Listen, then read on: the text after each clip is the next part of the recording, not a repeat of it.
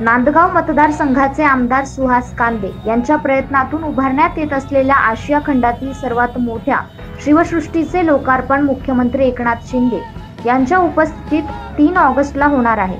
या सोहळ्याच्या जनजागृतीसाठी आज शिवसेना शिंदे गटाच्या वतीनं महाबाईक रॅली काढण्यात आली होती।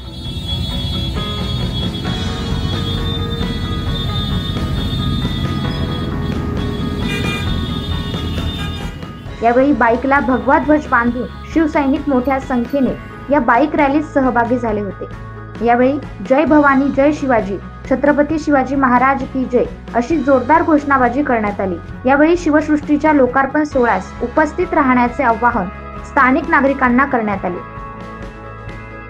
9 न्यूज महाराष्ट्रासाठी प्रतिनिधी अम्रपाली वाघ।